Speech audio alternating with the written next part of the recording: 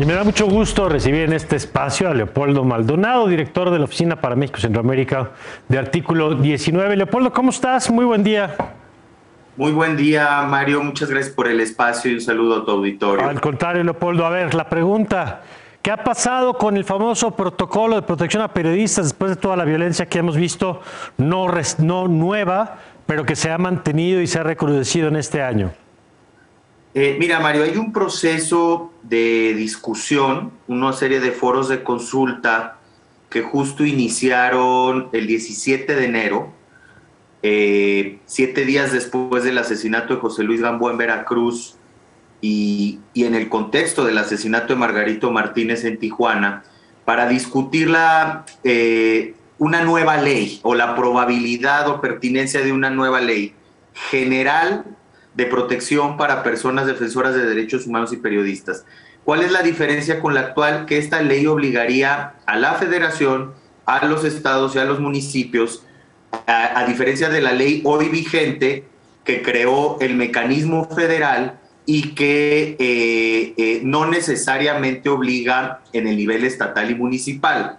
La Federación está habilitada para hacer convenios de colaboración que, si me permites el término, son como las llamadas a misa. Okay. Y evidentemente los estados no se sienten obligados porque no hay medidas de coacción previstas en la ley. Desde nuestra perspectiva, es necesaria una discusión sobre el mecanismo, sin lugar a dudas. Sin embargo, no necesariamente el resultado se tiene que constreñir o limitar a la reforma a una nueva ley, o la reforma a la ley o una nueva ley.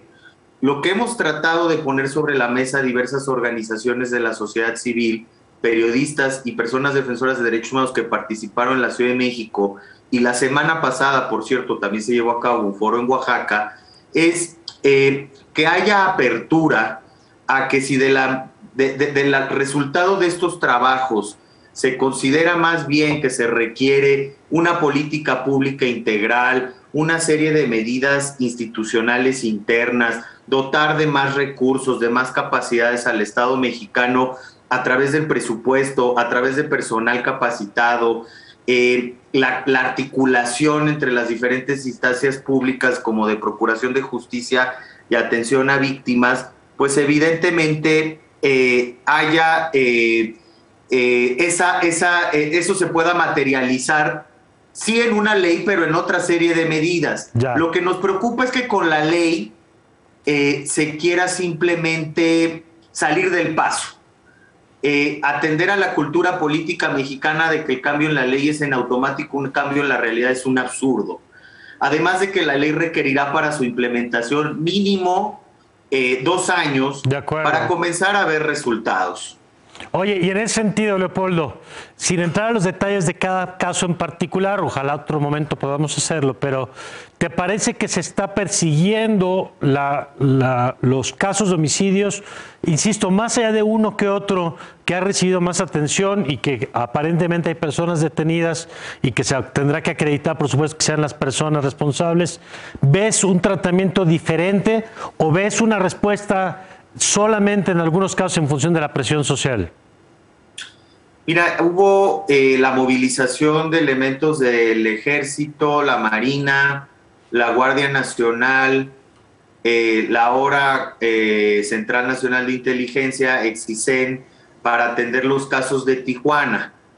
Y lo que se comenta mucho en los círculos de periodistas allá es que evidentemente había un interés del presidente por lo sucedido con Lourdes Maldonado, que, como sabemos, Lourdes Maldonado en 2019 se presentó en la conferencia mañanera a denunciar a Jaime Bonilla y 3 años después le ganó un litigio laboral, estuvo a punto de embargar su empresa de medios de comunicación e incluso lo acusó de evasión fiscal.